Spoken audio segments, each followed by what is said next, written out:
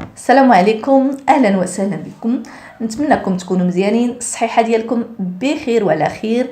مرحبا بكم معايا في وصفات امي ناجحه. ان شاء الله اقتراح جديد على القناه.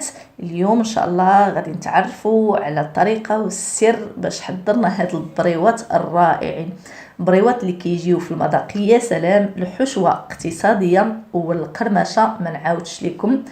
السر ديال هاد القرمشه ان شاء الله غادي تعرفوا عليه في هاد الفيديو. كيبقاو مقرمشين لمده طويله. نتمنى انكم تجربوهم وتخليوا لي التعليقات ديالكم. ندوزو ان شاء الله نتعرفوا على الطريقه والمكونات. بسم الله على بركه الله. بالنسبه للمكونات انا احتاجيت هنا واحد 800 غرام ديال الكاوكاو. هاد الكميه كتجيني مناسبه مع الكميه ديال الورقه اللي عندي، يعني كتبقى الكميه ديال الكاوكاو على حساب الكميه ديال الورقه اللي غادي تستعملوا. دخلتها للفران باش تحمر على نار مهيله، الفران يكون مقلل اقصى درجه، ولا تشعلوا الفران حتى يسخن مزيان وطفيو عليه ودخلوا اللاطا راها كتحمر على خاطرها. المهم كيف ما شفتوا هذا الكاوكاو خدا لي هذا اللون، كنحس به بان تحمر من الداخل ديالو. غادي ندوزو ان شاء الله نقسمو على جوج. الكميه غادي ناخذ واحد الكميه اقل، يعني تقريبا غادي نقسمو الثلثين غادي نخليه، ثلثين غادي نبدا كنطحنو وثلث غادي نحيدو على طرف. يعني الكميه القليله هي اللي غادي نخليه حتى الاخر وغادي نطحنها. علاش هنا خليت هذه الكميه؟ غير باش هذه الكميه الكثيره غادي نطحنها مزيان، وديك الكميه القليله اللي خليت غادي نطحنها غير شويه. هذا الشيء علاش. بالنسبه للسكر انا خديت هنا واحد كاس قل شويه هكاك، ماشي قلارب ولكن كاس العنبه، نقص منه شويه ديال السكر. بغيتو ديروا كاس ديروا كاس، غير على حساب العسل مازال غادي نديروهم في العسل. داكشي علاش نقصت شويه من السكر. كيف ما شفتوني الطريقه ديال الطحين، كنطحن مزيان، كنعطي الخاطر لهذا الكاوكاو حتى كيطحن وكيرجع ليا على هذا الشكل. ها نتوما كتشوفوا العجينه ديالو كيفاش كترجع. كنكمل الكميه اللي بقات ليا وانا كنضيف السكر، يعني كل طحنه ديال الكاوكاو كنضيف ليها واحد الكميه من السكر وكنطحن. دابا وصلت للطحنه الثالثه، يعني هذه اللي قلت لكم اللي عزلتها بوحديتها، الكميه القليله هي هذه. ما كنطحنهاش حتى كترجع ليا، يعني كيف ما شفتوا بحال الخليط الاول. هو الخليط كيف ما كتشوفوا القوام ديالو كيكون ناشف، يعني ما كيبقاش حتى كيطلق ليا داك الزيت. كنطحنها مزيان ولكن ما نخليهاش تطلق ليا الزيت. هذا الشيء علاش يعني عزلت الكميات غير على الطريقه ديال الطحين. يعني الكميه غادي نطحنها كيف ما شفتوا حتى كترجع ليا تقريبا سائله كريميه. الكميه الاخرى كنطحنها كترجع ليا مالسه ولكن ما كتكونش طلقات ليا داك الزيت. هذا غادي ندوزو ان شاء الله الاضافه. غادي نضيف واحد 2 معالق ديال الكونفيتور ولا مربى ديال المشماش.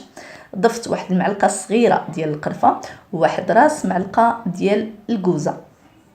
غادي نحتاج لواحد نص كاس ديال ما زهر، وعيني ميزاني يعني في ما زهر نتحكم فيه على حساب العجينه، لان ملي انا كندلك العجينه الا احتاجيت الماء زهر غادي نزيد هكا قطرات. غادي نضيف على هذا الخليط واحد المعلقه عامره مزيان ديال الزبده درجه حراره المطبخ، ولا ما كانتش عندكم درجه حراره المطبخ غادي تذوبوها باش نسهل علينا نعجنوها.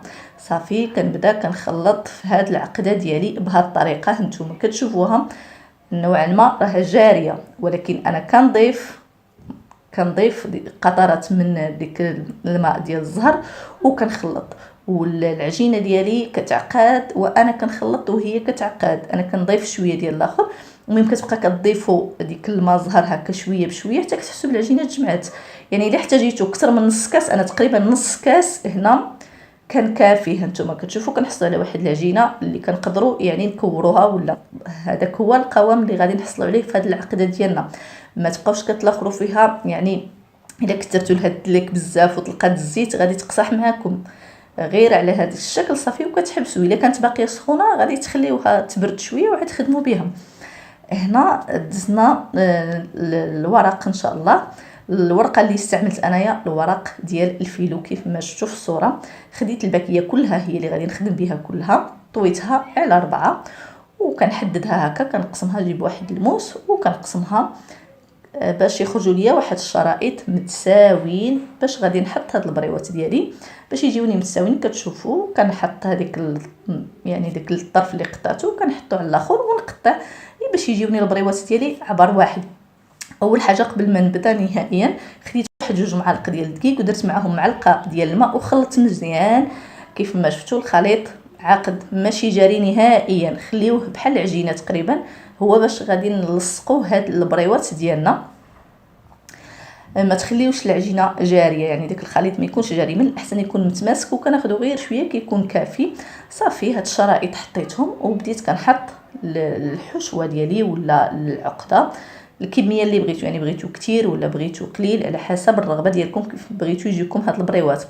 نتمنى الطريقه تكون واضحه لكم. انا قلبت لكم هنايا الفيديو، قلبت الكاميرا عفوا، باش على الاقل نوضح لكم الصوره ولا يبان معكم كيفاش كنخدم هاد البريوات.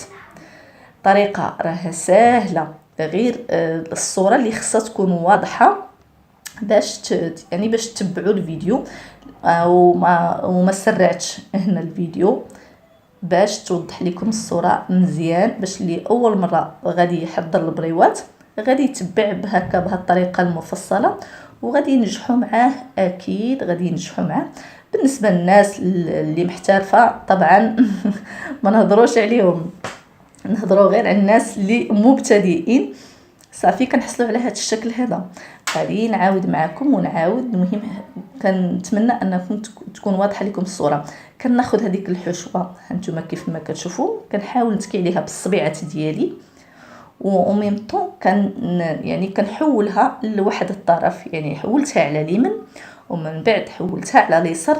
وانا غاديه غير الاساسي في هاد العمليه، مني كتحولوا هاد المثلث الطرف ديال الشريط خصو يجي مقادد، خصكم تحاولوا يجي مقاد هذاك المثلث مع هذاك الطرف ديال الشريط باش كتجيكم البريوه ديالكم مقاده كيف ما كتشوفوا. وكنستمر. العمليه راها سهله وبسيطه صراحه، راه ما تخلعكمش، راه نهائيا ماشي صعيبه نهائيا. صافي وكنلصق بديك العجينه، ما كنحتاجش شي كميه ديال العجينه بزاف، غير شويه، ما تكتروش خصوصا في هذه الورقه ديال الفيلو، يعني ما نكتروش ليها، غير كيف كنقولوا كنسوديوها هكا شويه وصافي. ولا بان ليا شي فائض هكا اللي كيخسر ليا شكل البريوه راه كنحيدو بالمقص ولا حيدو بيديكم. بعد اصلا هاد الورقه ديال الفيلو ما كاينش يعني شي ورقه حساسه اكثر منها، ورقه حساسه بزاف، ولكن النتيجه ديالها واعره صراحه الله. غير خدموا بها راه ما تخوفكمش، وكتجي النتيجه ديالها الورقه ديالها كتخلي هاد البريوات مقرمشين لواحد المده طويله، الشهر يبقاو معكم مقرمشين. فايت ليا حضرت بها البقلاوه كتبقى مقرمشه على طول صراحه، القرمشه ديالها كتبقى لواحد المده. داكشي علاش كنفضل نخدم بها خصوصا هاد الشيء الحلو بزاف. كتجي حتى في المالح، ولكن في الحلو تحافظ على ديك القرمشه. صافي كيف ما كتشوفوا كنحاول نشكل هاد البريوات ديالي حتى كنكمل الكميه اللي عندي كلها. ما كرهتش نزيدكم يعني بزاف، ولكن غيجي الفيديو طويل. صافي ومن بعد ما ساليت، راه ماشي من بعد ما ساليت، اي وحده خدمتها حطيتها في البلاطو وكنغطيها بالسلوفان باش ما تنشفش ليا الورقه. والورقه غير كتخدموا بها يعني العدد اللي كتخدموا به واللي كيبقى لكم كتلويوه في واحد البلاستيكه وتخليوه، ما تخليوهش بلا غطا. بالنسبه للزيت انا ضفت واحد الكميه ديال الزيت، طبعا بالنسبه للنار تكون في الاول متوسطه ومن بعد راه كنقلل ليها صراحه، لان هاد البريوات ديال الفيلو كيطيبوا بسرعه، يعني العافيه. الزيت ملي ما تحطوش فيه البريوه هو سخون، يعني غير شويه كيف ما شفتوا انا الزيت على نار مهيله، وماشي داك السخونيه اللي كتحط ديك البريوه كدير نهائيا. الزيت نوعا ما تكون غير سخونه شويه، ما تكونش ديك السخونه بزاف. صافي كنبدا كنقلب في البريوات ديالي اوتوماتيكمون كنحطهم في العسل.